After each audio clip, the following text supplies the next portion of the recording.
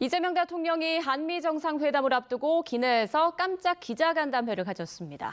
이 대통령은 주한미군의 전략적인 유연성 확대 요구와 관련해 우리로서는 쉽게 동의하기 어려운 문제라고 말했습니다. 나혜인 기자입니다. 이재명 대통령은 미국으로 가는 전용기에서 주한미군 유연화를 바라는 미국 측 요구가 있는 건 사실이라고 말했습니다. 중국을 견제할 목적으로 주한미군의 활용 범위를 한반도에서 인도태평양 지역 전체로 넓히겠다는 압박이 협상 목록에 들어있다는 점을 시사한 겁니다. 하지만 이 대통령은 우리로선 수용하기 어려운 문제라고 거리를 뒀습니다. 유연화에 대한 요구가 있는 건 사실이지만 또 우리 입장에서는 그렇게 쉽게 동의하기 어려운 문제라서 유연화라고 표현하고 재배치란 말이 따라붙지만 사실상 미국 마음대로 주한미군 감축까지 이어질 수 있다는 점에서 한반도 안보 공백을 우려한 것으로 풀이됩니다. 우리의 의지와 관계없이 중국과 타이완 사이 양안 분쟁에 개입하지 않는다는 기존 입장에도 변화가 없다는 뜻을 내비친 거란 해석이 나옵니다. 지역 사이의 분쟁이라든가 이런 것들에 대한 그 주한미군의 전략적인 유생 문제는 우리 한국 입장에서 보면 받아들일 수 없는 명확하게 그런 답을 주신 것 같아요. 다만 이 대통령은 주한미군의 미래형 전략화 같은 논의는 우리 입장에서 필요하다고 부연했습니다. 병력 재배치 대신 첨단 무기 중심의 안보 협력 강화로 미국이 요구하는 동맹 현대화를 모색하려는 게 아니냐는 관측이 나옵니다.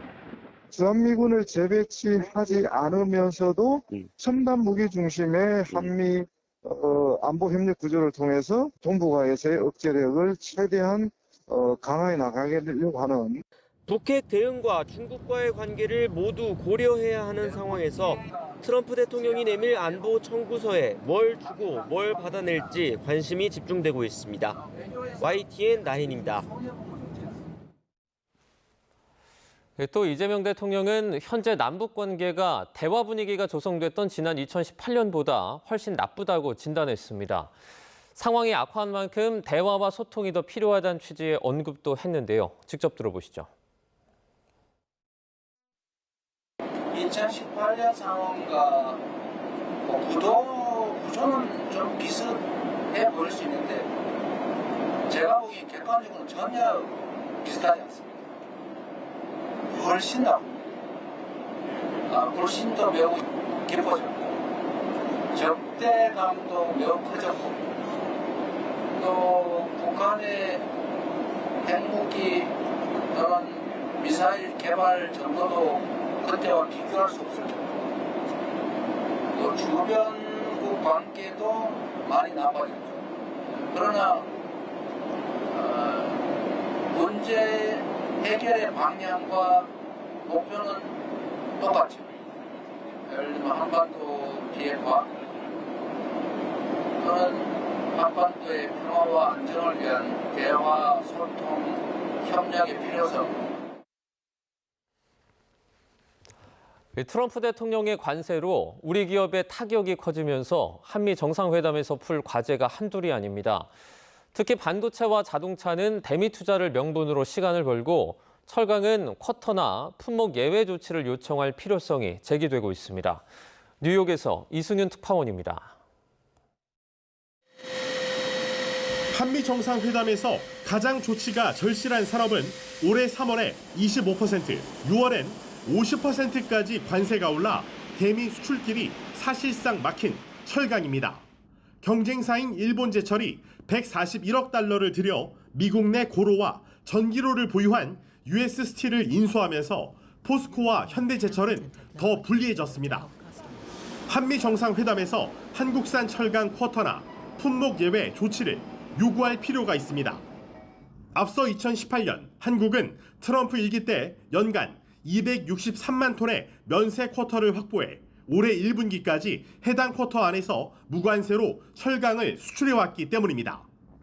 자동차도 EU와 일본 등 경쟁국과 유사한 15%의 관세가 확정돼 그동안 한미 FTA로 누렸던 2.5%의 관세 우위 효과가 사라져 수출이 20% 정도 줄어들 전망. 현대기아차는 미국 판매 차량의 40%를 현지에서 생산하고 있는데 제네시스나 하이브리드 차 같은 고급 차종의 미국 생산엔 시간이 필요합니다. 한미 정상회담을 통해 대미 직접 투자 기간 중 관세 완화 조치가 이루어질 필요성이 있습니다. 반도체의 경우에도 관세로 인한 타격이 임박해 한미 정상회담에서 선제 대응이 절실합니다. As we move into the fall months, we'll start to get the numbers on how that's really having, what kind of a real impact it's having. So, we're heading into that time frame in the marketplace that tends to be a little bit volatile. 트럼프 대통령이 조만간 발표할 반도체에 대한 관세가 비메모리에서 메모리까지 스마트폰으로도 확대될 가능성도 무시할 수 없기 때문입니다. 한미 무역 합의의 주역이었던 조선업도 살얼음을 걷는 건 마찬가지입니다.